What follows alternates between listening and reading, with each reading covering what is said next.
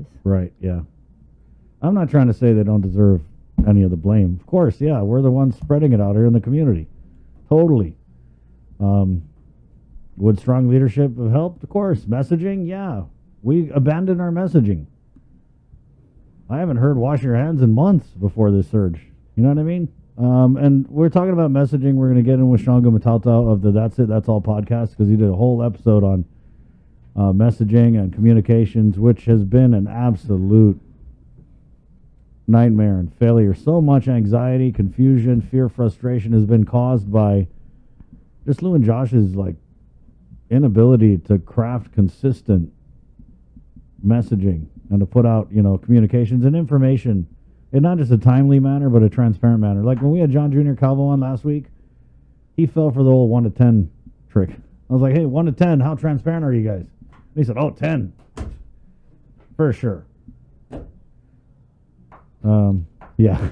I couldn't believe he said that. I would have been like, well, there's always room for improvement, but maybe like a 7. Shoot low. Yeah, so Shawn, we'll just go ahead and get him in now. It's just messaging and communication, Shawn, with this latest executive order and then the refined executive order. It's one thing. I was thinking, it's one thing to govern in that manner when we're not in, life and death pandemic. Good morning. Hi. Hi, good morning, guys. Sorry, I wasn't sure that was a question, comment. Yeah, I just threw it up there, bro. It was an alley-oop.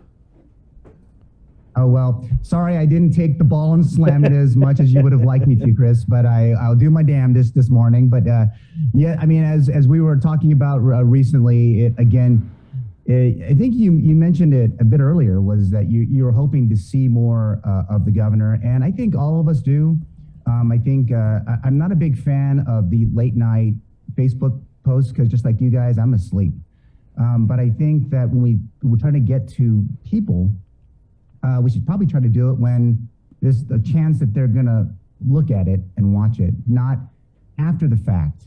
And yeah, I think that just timing could have been a little bit better, especially for some of these important messages. Yeah, we didn't really want to go into it too much yesterday. Well, I did, but we didn't really go into it too much yesterday. But the timeline on Friday, first of all, this whole Wednesday they come out, they said, we're going to announce something shortly. Then everyone was just stewing for days, right? You had people just they didn't know what's going to happen. My phone was like, hey, what are they going to do? We're going into a lockdown. There's just, 3 days of nothing, right? Not even a reassuring anything, nothing. They didn't even talk to us. Shortly. They said on Wednesday it's going to come out shortly. Well, then Friday came, and it was like, we had Chima on. He said, there's going to be a press conference. So we thought, okay, there's going to be a press conference. Then we started hearing that the governor was having these high-level meetings. And in these meetings, she was telling people that she didn't want to have a press conference because it was just too confusing for people. And then we started seeing on social media posts from schools, posts from the Guam Women's Chamber of Commerce, basically telling everyone that they had met with the governor and that schools are going to be locked down for 2 weeks. And then it wasn't until, I want to say a couple hours after that we actually got the official, right, Bree? We got the video and the transcripts of the speech. Yeah, as soon as the Guam Women's Chamber posted their post on Instagram about the school closures, and then we started getting a lot of messages from the private schools, then I had enough. I just messaged Crystal. I was like, look, are we going to get a press release or what? And then I screenshotted everything that I got, and I just blasted it to her. Dude, are you guys going to say something? Who's driving down there? And then I messaged John and Fernandez, and he said, we're waiting for the governor to make an announcement. And I also sent him a couple of the screenshots from the private schools. And then Crystal sent me an embargoed copy of the speech, or the why video. would you embargo it when you're so late to the game? You're 3 days late, and you want to send an embargoed. Guys, just so you know, behind the scenes, embargo means they send us something, and they say, don't put this out until it's 5 o'clock or whatever. So after I got the embargoed speech, maybe 30, 40 minutes later, we got the actual video. Yeah. So, Nestor was feverishly trying to log it and get it ready for the news. God. But it was just, I don't know. This whole governing by video, don't know, like, who's telling the governor that's okay? It's not okay. It's actually, it's You know, guys, if I can chime in, I think Yeah. the biggest thing that I see from it, if we think about that idea of the video, I mean, I want want the community to understand that up at Adelup, as they're trying to make these decisions, I've been there. I'll tell you right now, video at the time was a must. We had to be in front of people like a KUAM to let the people know. We weren't doing this government by social media because it wasn't around. And so, but those basic tenets of using partners hasn't gone away. Mm-hmm. It hasn't, to any stretch of the imagination. I don't care what other theorists might think about this. Textbooks talk about it all the time, of the use of the mass media to get a message across. I could tell you right now, from even my teaching at UOG and even the studies I've read over the last 3 or 4 years on this whole issue, is that it's still there. And we have to continue to rely on it to get information to the general public. You know, no one lives and dies by TikTok. No one lives and dies by Instagram. It's all about making sure they get the message out to those key stakeholders who can reach the most in the public. And you were talking about UOG earlier and the challenge that we are facing on campus with our classes. I have 2 face-to-face classes right now, and they're excited to be there. And I want us all to continue to be there if we can get the messaging that will continue to keep us safe and keep us learning. And, let's take some lessons from the past pandemics that we could get past it and move our lives forward in a much more productive way. Sorry, that's my No. I mean, soapbox for I'm this just morning. no, it's cool. And I think what it is like the governor clearly, when you watch these press conferences, I mean, and if she's telling people it's confusing, it's only because, like, you're dropping these huge information dumps. I mean, this is crucial information that people need to know. I mean, you're saying that you're restricting the movement of the unvaccinated, and then you want to run away 30 minutes after that announcement because you have another engagement? No. I mean, where's Josh? Where's Lieutenant Governor Josh? Like, if you got another engagement, you got to go to a ribbon cutting or a tea party or whatever, like, send Josh out. Josh can talk.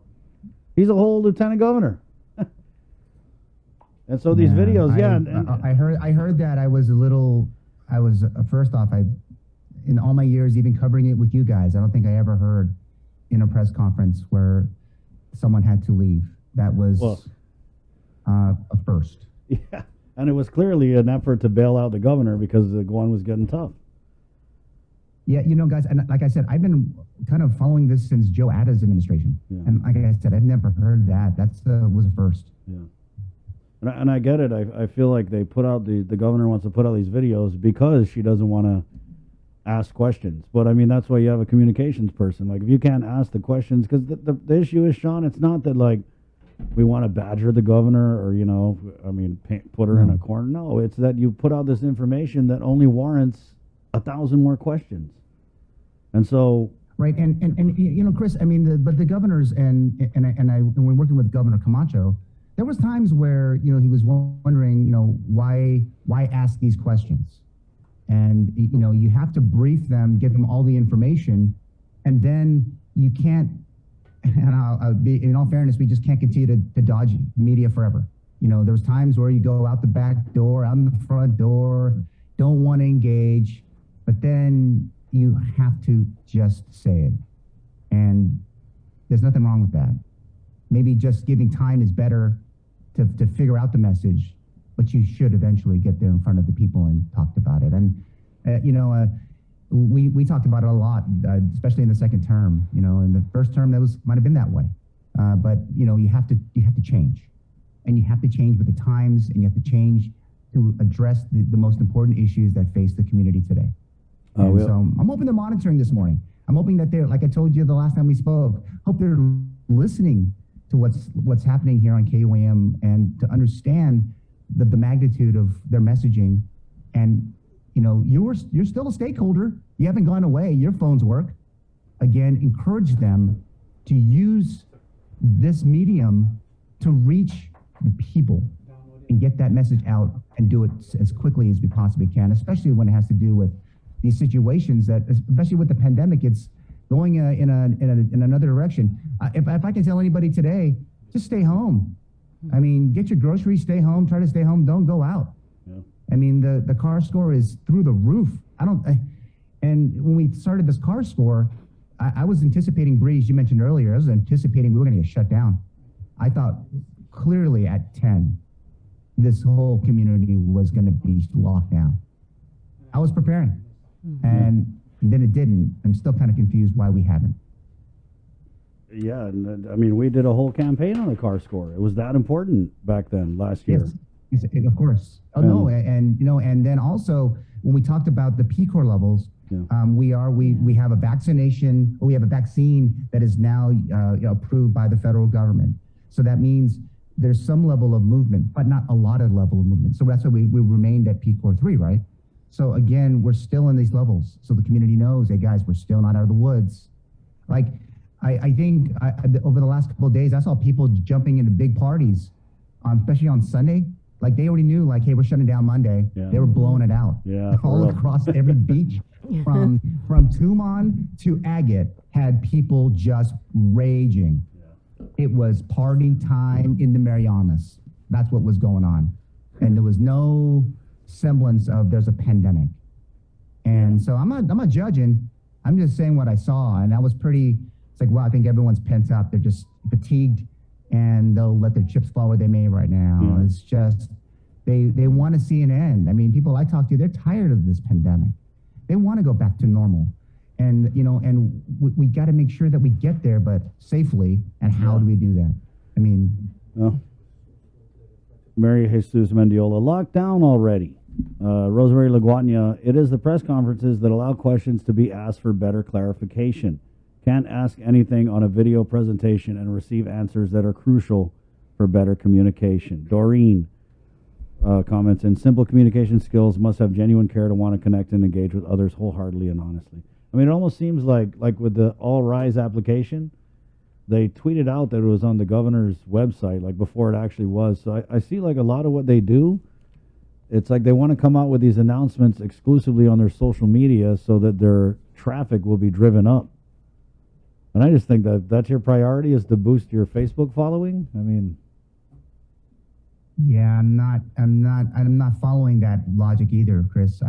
Why not give it to you guys before the 6 o'clock newscast goes? I think maybe I'll give them a plug, but maybe the other guys at PNC, PDN, Post, maybe they could use a little early love to these messages too, so that they can help you all reach your viewers and the like. Why not? But waiting till 8 o'clock at night, I mean, unless it's something major, 8 o'clock at night seems a bit too late for people to make decisions. And, you know, I have kids, man, and you have kids too, Chris and Sabrina. Jason, you hang with kids. But the idea is when we think about getting the word to them all, we want to make sure that we get them ready and they understand. How do you explain it when other adults are telling us these things, and the kids, they ask me so many questions. I'm like, I'm not really sure. Can't answer that. Even my own kids. I always go back to this, that the whole reason why this show was created was to be a partner with our government. Yeah. To get out information as soon as possible. And from the jump, it's just been this, I don't even know, contentious kind of, I don't know, relationship, I guess. Yeah. I mean, you know, we got a job to do. Well, I mean, I've enjoyed, Chris and Bree, I've enjoyed the interviews like yesterday. I think it was yesterday with Tom Nadeau and with Chima, those guys at Public Health who are the frontliners in the response. Yeah. And they are coming forward. They're trying to enlist your help, and there's nothing wrong with that. Yeah, appreciate But there's other agencies that are doing work. Dave Della Sola, like your guys' party player, he's always on, and he's always got stuff to talk about. Yeah. And then you got Daphne from Rev and Tax, who's been their voice at Rev and Tax to get the word out. But it does not replace the messaging from the Ricardo J. Berdallo Governor's Complex and the people that work there. The drive message and the drive this big boat that's Gov Guam. And if they're listening, I'm praying that they're going to jump in and talk to you guys a little bit more often. John Jr. was good. I hope John Jr. is on more regularly. I think he understands what's happening in the inner circle of the governor, and he can offer much more greater insight than even the spokesman of the administration. Yeah. I mean, he's the chief of staff. He represents the governor. He's the chief of staff. Yeah. And so I appreciate hearing him. He has got a big job to do, and I've been down that road, and I understand it. And I think the community needs to hear more from these folks. I know that you hear a lot from the legislature, maybe the judiciary to an extent, but the response on COVID is led by the executive branch of government, and we need to hear some more. And if I can plea for them to come up and listen and do it, I hope so. Yeah. And I know my family, your families, your listeners, they all want to hear from them. Yeah, I tried to ask the governor at the press conference about this whole restriction of moving the unvaccinated, dividing the community. She coupled you. Yeah. She coupled you, Chris. She told you to be quiet. Yeah. She didn't say to be quiet. She coupled you very She was early like, on I don't before think you our could even people get are through like your that, sentence. Cristobal. You know, our people are not like the Yeah. European. But then what happened was you saw immediately after the announcement of the EO that people were out there in the streets protesting, you know. So I feel like she owes it to the people of Guam to come out and, like, you know, shouldn't. Last time I asked to get her on, she was going to go to D.C. in a few weeks. So I asked Crystal Pacos and Augustine, hey, can we get the governor on? It's been since November.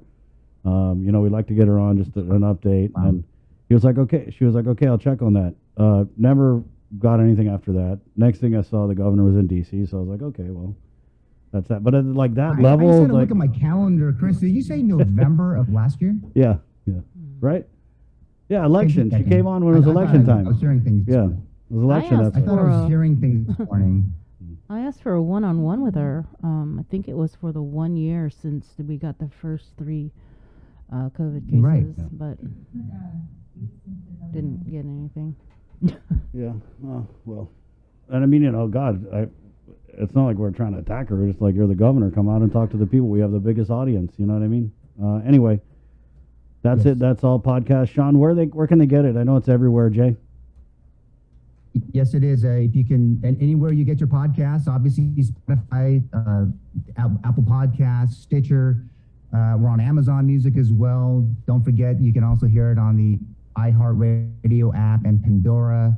I know Jason and guys, you know, we're very proud to be part of the KOM Podcast Network. And yeah, so if you listen to it, check it out, and let me know what you think, and like it, subscribe. So what kind of feedback has it generated so far? Well, interestingly enough, you asked that, Jay. You know, just people just saying, keep up the good work. They want to hear different types of topics. I've had a couple of different interviews. I'm still kind of waiting in that, which the interviews did really well. And so they like to hear from other people outside of my voice. But also just the idea of want to hear your ideas, Shawn. So that's been the big one. And, you know, I'm trying to avoid doing, you know, too much COVID. I mean, there's so many issues that we can talk about in the day. I've been part of this community for over 25 plus years, and trying to, still traversing different issues in the villages and the like. And also, because Bree will attest. I mean, even when I was at KWAM, I used to love reading what's going on in the CNMI, in the Virgin Islands, and all the islands. And, you know, Guam is that, you know, big city of Micronesia, but there's a lot of news happening all across the region. I mean, I think sometimes we forget that, you know, there's issues of the pandemic in Palau, which got their first 2 cases. You have issues that's happening in the FSM, some interesting issues with Governor Penuelo in the FSM. You also have the Marshals, which is still dealing with tides and issues and like that. All fair game for the podcast. So I've been blessed and able to share that message to the podcast. So take a listen. It's pretty good stuff. Thank you, Shawn. Yeah. Thanks, Shawn. I'm still waiting for you to drop that episode about who the greatest Oakland A's of all time are. Oh, man. Just for that, Jay, I might have you that you know, ask Shawn questions and have to. I'll put that in your one already. I'll put that in your box, because I could pretty much make a good case for Ricky Henderson. Right on. Thanks, Shawn. I think you can. Thanks, guys. We'll see you Thanks, there. Shawn. Shawn Gumataotao, that's it. That's all podcast 720. We'll take a break. Coming up, we got Mayor Melissa Savares of Dedido. A lot of people asking about the all race. Daphne Shimazu, 8:30, and it's the whole bunch going on here on the link, which is brought to you by Pacific Points, IT&E, Calvo Enterprises, and Jack in the Box. A great burger is about The balance. KUAM So with Triple the Podcast Beef, Network. is back and on demand, featuring a great variety of podcasts from our island and region, including culture, lifestyle, awareness, crime, politics, commentary, comedy, and entertainment. Available on most streaming platforms. The KUAM Podcast Network. Subscribe and listen now.